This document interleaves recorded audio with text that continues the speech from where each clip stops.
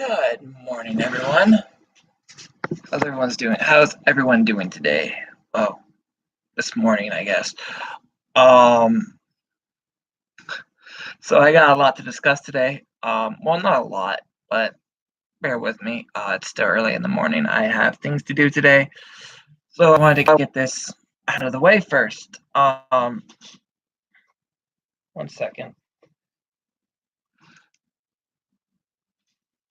So, what the hell? Jesus Christ. Um, So let's get down to business, all right? This is my second installment of Let's Talk About Wrestling or Let's Talk Wrestling. Um, it is my title for my rants and views and news and opinions and thoughts and everything else. But so a few things have been coming up in my mind and I need to delete the storage. So why not put it on the internet? All right then. So the first topic of news of everything, I want to talk everything that's going on in Impact Wrestling right now, or what's coming in the next coming 3 months. I know I got a big ass pimple here, but I do. Upcoming shows. Well, the upcoming shows are as these tapings are going to end in about 20 seconds, in about three or 4 weeks, most likely. I don't know. 3 weeks, I think. Then we got the March tapings in Windsor, Ontario, partnered with BCW, Border City Wrestling, Scott D'Amore's promotion. He has 2 promotions now. Interesting. So that's gonna be fun. The Canada tapings are always great. The Canada crowds are always amazing. They're loud, infectious, enthralled. So that's going to be very exciting to see and to hear the recent news and everything else that comes up with it. And then the upcoming shows, that's the Windsor tapings in March 22nd through the 23rd. So 2 days of tapings, 4 nights of Impact for us, 2 nights for them that are going to see it live.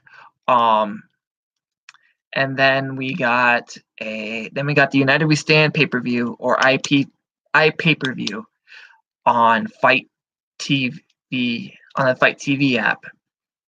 So far the roster, the card on that looks absolutely incredible. Like there's no way it could have been on Twitch. It's too awesome for people for free. I'm sorry, you guys freeloaders or whatever the hell you guys want to call yourselves bitching about it. You don't have to watch it, but if you don't watch it, you're going to miss out on everything. There is so much going on, and there's still more to be announced. So far, we have LAX. LAX versus Low Key and shoot, what was the other one? So far as a team in MLW, but LAX is going to be in action. I forgot their names. I'm really horrible. All right, well, that's that. Then we got the Team Impact versus Team Lucha Underground. So that's Team Lucha Underground is Cuerno, Drago, Aerostar versus Eddie Edwards, Brian Cage, and Johnny. God damn it. Oh, 1 second. Carl, you need to go away.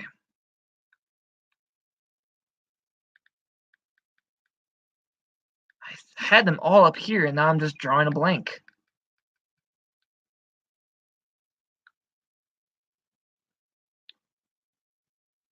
Okay, so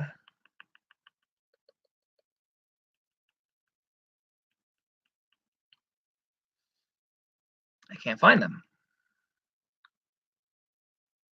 How do we stand updates? Let's just go here then. If you guys are in the chat, just say hello and stuff. Just bear with me for a moment.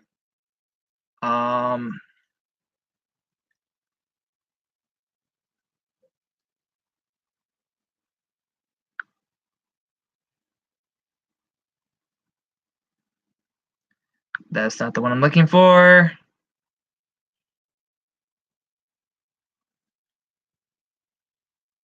Oh, shit. So it's Team Impact versus Team Lucha Underground. Then there's the Ultimate X, which has 5 people that's already announced. One on the way. Koto Brazil from MLW. Jack Evans from AAA. Yes, it is $20 on the Fight TV app. I lost my thought. An Ultimate X match with Jake Christ, Jack Evans, Koto Brazil, Pat Buck, and what the Jack Evans, Koto Brazil, Jake Christ, Pat Buck, and Dante Fox. There's a 6th person being announced. Then we got the groundbreaking Extreme Dream match with RVD and Sabu versus the Lucha Brothers, which is going to be absolutely incredible. Then we got the Knockouts are in action with a new Knockout that I've never heard of, or soon to be new Knockout, or she's only going to be in this show Knockout. Katie Forbes versus Jordan Grace and Rosemary versus Taya Valkyrie for the Knockouts Championship in a Fatal 4-Way. Then we got a Monsters Ball with Jimmy Havoc versus Sami Callihan, so that's going to be fun. Let me think, what else? Team Impact Resolution. X Division title match with Rich Swann and Yamato. I don't remember his last name, but from Dragon Gate, Yamato, which is going to be pretty cool because I've only heard great things about him. And apparently there's supposed to be an intergender match, but Eli Drake backed out. There's a lot of rumblings on the interwebs that Joey Ryan now wants to face Tessa, and Tessa also wants to throw down. So it's going to be fun to see how that collaborates. So there's already 6 matches announced, and there's more on the way. So that's going to be exciting. And then tonight, there's the Clash in the Bluegrass with OVW, Ohio Valley Wrestling, Al Snow's promotion. The one night only that was aired, that was a week ago, and it will be on the GWN app later today. Either later today or later tonight. So that's what the tapings, United We Stand, the Clash in Bluegrass, UCW is doing something with One Night Only. There's no news about it yet, no card or nothing, but it's either VCW or UCW. That will be the next One Night Only. And then there's the breaking news yesterday, Crimson's promotion, Mayweather, for those that were new to Crimson. He owns Tried and True Pro. Is doing a Twitch show this coming April, but it won't be on Twitch till May 11th. Tried and True Pro and Impact Wrestling are doing a Salute to the Troops thing with allowing free military background people that have served and people that have families in the military get free admission. So it's not a show that might make some money, but it's a show just to show, and people need to stop bitching because it's going to be amazing. Talent will still be paid nonetheless, but it's going to be a great show. Tried and True Pro always puts on some great shows. They have some great talent. Crazy Steve is on the poster. Bram is on the poster. Jack Stain is on the poster. Melendez is on the poster. Crimson himself is on the poster. So just those 5 talents alone is just boom, mind blowing. So that's the upcoming shows, and we're only in the first point. Let me breathe a bit. Then we got news that I just found out yesterday night. Lance Storm, for those that don't know him, he's Canadian-owned. He's Canadians own Lance Storm, friends with Don Callis and Scott Dimore. He trains a lot of people from BCW. He trained like a shit ton of the Knockouts in past, present, and what's to come. So It was just announced on an interview or podcast that he did that he will be an agent slash producer for these upcoming Windsor tapings. I should also plug that Lance Storm and Don Callis do a podcast called Killing the Town. Wow, I almost forgot about that. Don would have killed me. So that's gonna be interesting. I wonder if there's gonna be a podcast update where Don Callis will announce him as the producer of upcoming shows, or are they gonna keep it hush hush until it happens? Who knows? But that's the exciting news. Now I have some ideas that are just thoughts, randomness. So if those in the chat want to just tune in, go ahead. But I have some interesting Twitch ideas for like exclusive shows, like the Stone Rockwell and Behind the Lights. Well, I had ideas that I will be uploading onto Twitter in the upcoming weeks. Jordan Grace, Brian Cage, Johnny Impact doing workout tips on Twitch, where they do diet tips and exercise tips. Jordan loves doing workout videos on Twitter. We see them updated all the time. So it'd be fun to see them do like a workout exercise, 30 minutes every morning or 30 minutes once a week in the morning. And so, because I know a lot of people that want to get fit or into exercise. I'm into exercise, but I don't know many of the positions or steps to get to the muscle mass state that Brian Cage is.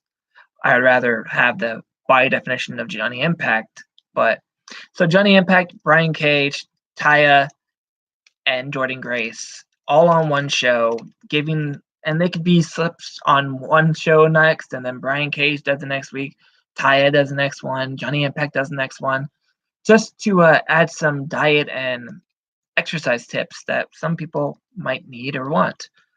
That would be my first idea. My second idea would be OVE takes over Twitch once a week, and they just mess up shit in Ohio, or they just talk and rant for about 30 minutes. Ohio and the OVE guys are a huge draw, and if Twitch wants to increase in numbers and gain subscribers, they need more exclusive shows. So Ohio takes over Twitch would be my idea, where they just have a show and then they can have special guests from Ohio, and maybe they can do gaming where Sammy Callahan is a huge N64 player, so they can stream that up there and play online or rant with the guests. And that's what I had, because it seems like Joe Hendry's off, so we don't get that gaming thing anymore. So now we need something to fill in that Monday. And then Scarlett Bordeaux can. I have an idea for Scarlett Bordeaux to give us beauty tips for the ladies of the Impact fan base who want beauty tips. I mean, I'm pretty sure they're beautiful too, but Scarlett Bordeaux gives beauty tips on Twitch, and she does IRL and talks about makeup and clothing lines and fashion, and just for the ladies to enjoy. Guys can enjoy it too. I really don't care, because they'll probably watch because Scarlett's on it, regardless of what advice she gives. So that was my third idea. My fourth idea was, the old 70s show?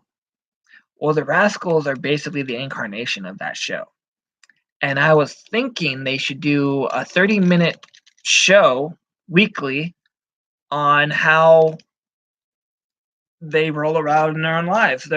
They do backstage segments for 30 minutes. I mean, this is going to take a lot out of the roster, because it's going to take a lot of effort, a lot of strength, a lot of taxing. So it may not ever happen, but these are just ideas I had to put growth into the Twitch. And the Rascal segments are always awesome, so it would be fun to see that. Now that Ace Austin is part of the show, if he knows any magic tricks that he wants to share or do a magic thing, that would also be pretty cool on Twitch. So that's 5 ideas right there that I'm going to be posting on Twitter in the upcoming weeks. Hopefully some of those get done, because those would be really cool shows to see. I would really look forward to watching Twitch a lot more, and having these loops and replays are just starting to get very tedious. But people like new stuff, and they want to grow Twitch numbers and increase productivity. So why not? Okay, so my next point is, why are Anthem the right people to be in charge of Impact? Well, let's just run down the list. All right. He wouldn't reveal his secrets. He would just do magic tricks online. That's all I'm asking. He wouldn't reveal how it's done. He would just do magic tricks online and blow everyone's minds. There we go. I made a rhyme. Ashmano. Okay, why Anthem are the right choice for Impact? Well, let's go down the list, shall we? Before Anthem came involved, the talent weren't getting paid. We were stuck in Orlando. We weren't making any revenue. And we were pay-per-view-lessly themed with no new or fresh ideas. Now, the roster is getting paid on time. We haven't been to Orlando since, wow, like a year. We haven't been to Orlando since like a year. Fresh pay-per-views, fresh ideas, fresh themes, the Dark War, the Fight in the Woods, the extreme barbed wire baseball bat death match that was on Twitch. Themes, new fresh ideas, and the talent are getting paid. Anthem are the right people, and I don't understand why they get so much shit. Because, Anthem's now on, and it was Dixie, then it was Jarrett, then it was, just stop. Just stop. Anthem are the right people right now. They are making a few mistakes, but their mistakes can be reconciled with how great they're doing. Signing fresh talent, signing amazing talent, re-signing talent. They just re-signed Eddie Edwards, Moose, Falaba, Hakeem Zayn, Sami Callihan, and Rosemary. And they just rehired or re-signed or recontracted Madison Rayne. And then they signed Ace Austin to a contract. They are bringing Tony Gunn from the OVW show tonight for the March tapings, and he will be getting a shot at a contract if he fulfills if he successfully improves that he deserves that shot. Then they are okay, it's starting to lag a bit. Then what's it called? Josh Alexander just earned a contract just doing a show in Destiny. And Scott D'Amore just showed up with a contract like, hey, you know what? You're not the best unsigned talent in the world. You are the newly fresh best signed talent in Impact roster. Here's a 3-year contract. Boom. Mind blown. Everything went nuts. And I was like, holy shit. That just happened. That's actually a great idea. Why I had that idea. Why isn't Scott going around to these promotions that he scouts and sees and just invading them like, hey, you know what? I need to say something. He's Scott D'Amore. They're not going to tell him no. And then talks to the roster, offer him a contract. Boom. Larry D. the Legend was going to get a contract, but I don't know if it was written or scripted, but if he didn't punch Johnny Impact in the face on that Rockstar Pro Wrestling show, Johnny would have offered him a contract. I don't know if he has the power to offer him contracts, and this is why Anthem are the right people. They're making the right moves. They're making the right partnerships. They're making the right decisions. Everything has been absolutely perfect for the last 2 years. And I don't understand why people are treating them with such disrespect and hate. They can go away anytime they choose, but they are staying because they love this business, they love what they are doing, and they love pleasing people like us. So I don't understand why people just want to hate them for it or give them shit. Like, I really hope they don't listen to trolls and actually listen to the feedback they're getting from actual Impact fans. That's all I'm going to say on that. I already talked about the Ace Austin debut. It was amazing. It was great. Jake Atlas was his opponent. I saw him at a BTW show. I think he was on the one night. He was on the one night only in Cali Combat, I believe. Or I'm thinking someone else. Maybe that's Kim. I'll have to do research, but I'm pretty sure we've seen Jake Atlas somewhere on a Twitch show or a one night only. But his debut was incredible. He did that whole here's the fold basically, and then he did that. I love how he does these kicks. They're like video games. He's like a walking wrestling video game character, and that's exactly what wrestlers should be. They should be that athletic, they should be that good, and they should be that insane to do those moves. Like the thing Dez did last night, the launch over the freaking ring post, that was incredible. Alright, so that's all this Impact. That's enough of Impact. Not enough of Impact, but that's enough of what I have to say about Impact.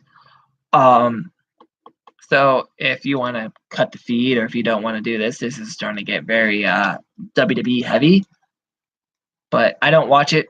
It's just what I see on Twitter. The Ronda Rousey promo. Apparently, she blasted the WWE universe and the WWE in general on how fake it is and how scripted it is, and F-word this and F-word that. If you want to look it up, there's many sites that are promoting this.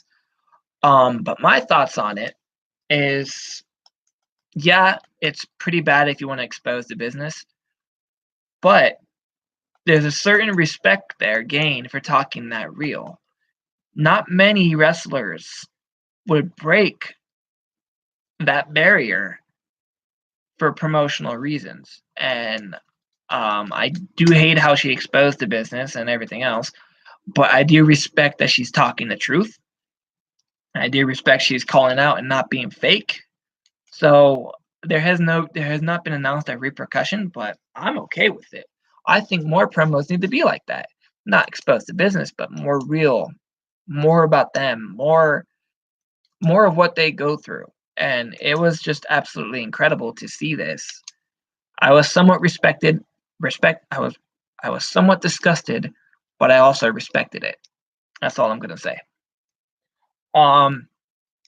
EC3's misuse of talent, from what I've seen on Twitter. Again, I don't watch WWE. This is the shit I see on the internet, local sites, Facebook, whatever the hell it is that pops up in my timeline. Apparently he was a backstage janitor on Monday Night Raw. The fuck? I don't know what he was doing, but he had a broom and he was just in the background as a prop.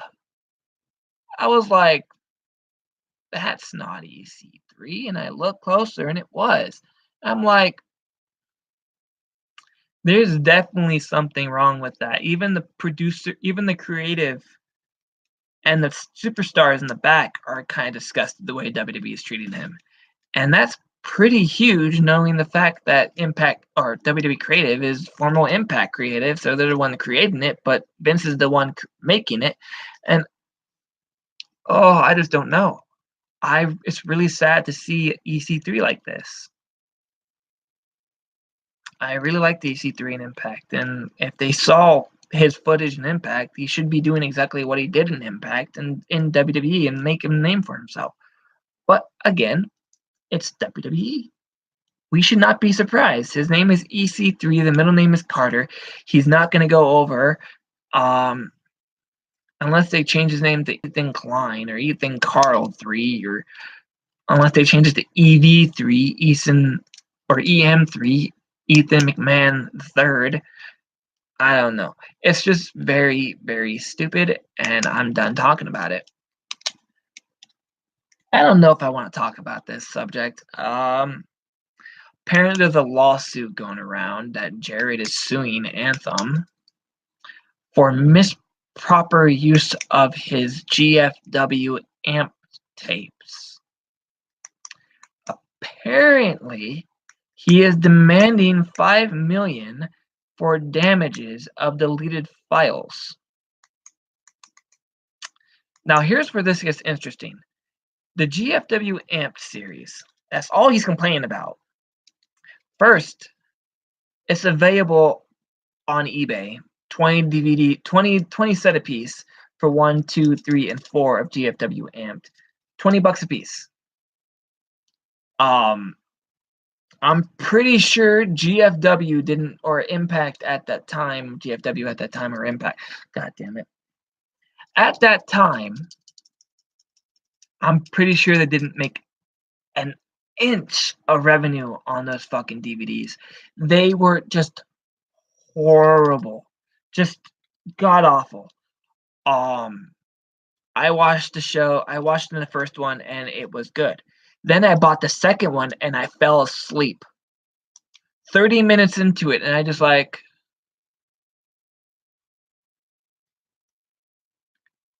done. Like, I don't know what the hell happened, and by the time I woke up, the pay-per-view was over. And I was like, damn, I just missed all this. And then I had it on my DVR for like the longest time, and I'm like, why the hell is this on here? Delete. It was a great concept. It was a great idea, but again, it was not booked right. It just had horrible. It had main event talent. It had talent that's not even relevant anymore to Impact. So you were just watching throwbacks. The Bullet Club was on there before it was Young Bucks and other things, but yeah, it was just like, what? And then he wants 5 million for damages. Those tapes aren't even worth 5 million. I'm guessing all 4 of them are at least $1,000 each. I will save up my money and I will pay him $4,000 to drop the fucking lawsuit. If he just wants money, just give him the money. Give him some amount of what they're worth, but not 5 million. The fuck? And why does he want those tapes anyways? To put him on WWE, to kiss WWE's ass again? That he's been doing for 25 years? Jarrett is a mess of a human being, and I don't understand why people respect him so much. Yes, he gave us TNA. Yes, he has a mind for the business. But he is not a smart businessman. He sold his shares to TNA when he was done playing around with the promotion, and then he gave them all to Dixie Carter. I don't think he owns an ounce of Impact anymore. He has no controlling rights anymore. He is a joke of the wrestling scene. And people have respect for him for what he did for this business. Fine, you can. But he has turned into an absolute joke. And if the court actually takes his word for it, I don't know. They're probably not. Here's this guy low in the totem pole, and here's Anthem, this billion-dollar corporation, and they're gonna side with Jarrett. I highly, highly doubt it. Those tapes are gone. They're better to be destroyed. I don't care if it's his property. Find somewhere that'll make your money. There's no reason you're asking for 5 million of damages just for lost tapes. If you are so that damn determined to have those tapes back, buy them off eBay for $20 a piece. That's $100 out of your own money. Hell, Impact can offer you the $100 to buy them off of eBay and then distribute them illegally. They're your tapes. They have your name on the case, and they have your thing. So technically, you could get away with it by a loophole in the law system. That's all I have to say. I'm really fucking tired of hearing about Jeff Jarrett and his suing Anthem and his suing this and suing this. I just give me money, just give me money, just give me money. No, fuck off, Jeff Jarrett. You are an absolute tool, and it's just not funny. And that whole thing you did in AAA, I don't even know why they brought you back. You were so drunk off your ass. I have no idea why AA kept booking you. Maybe you were on a contract and they just had to deal with you. But I am so glad I saw Phoenix kick your head off. I never liked Jeff Jarrett. I had respect for him when he was in Impact, again, for the 3rd time. But I promoted it and I tagged it and I bought the DVDs, I bought the pay-per-views, I bought the merch. And here's Jarrett giving all this praise and admiration to everyone else. He didn't retweet my stuff once. His wife gave me more attention on Twitter than he did. And that's saying something. But that's it. I'm not gonna say anything else. I'm probably gonna get reported for all this slander, but whatever. I really don't fucking care. I am just completely done with this Jarrett bullshit, and I kind of hope he gets hit by a train. I don't know. I just wish he would just drop the lawsuit. Like, you know what? They're just tapes. They're just tapes. It's not like they deleted your name. It's not like they deleted your existence. They're just tapes. 4 lost tapes of 16 hours of footage is not worth $5 million. That is ridiculous. That is insane. I think at least the whole GWN app, if they were sold, is worth $5 million because it has about over 30,000 hours of footage. But 16 hours of footage and you want to sue Anthem over $5 million? You have lost your goddamn mind. That is ridiculous. What are you trying to buy? Another house? Another promotion that will fail? We all remember that gold scam, don't we, Jarrett? No. So that's all I got to say. That's the end of my video. 30 minutes, not bad. It won't be by me. You know what? I'm almost tempted. Would you miss him? Anyways, that's the end of my video. I hope you enjoyed episode 2. I don't know when episode 3 will happen. Has to happen when news is worthy and everything else. So I did Impact News. I dropped the re-signed talents. I did basically what Wrestle Talk could have done in 30 minutes, but they chose not to because Impact is not a talking subject. Whatever. All right then. That's the end of my video. Sorry I don't have any images and stuff. I still haven't figured out how to upload those little fancy screen captures and everything else. This is just a live feed. I really don't understand all that, but you get it from my mind to yours, from yours truly. Like, share, subscribe, tweet, retweet, mention, comment. You'll get a like, you'll get a heart, you'll get a comment.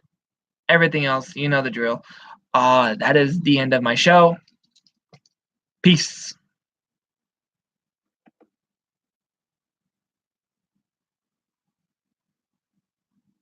Hashtag fuck Jeff Jarrett.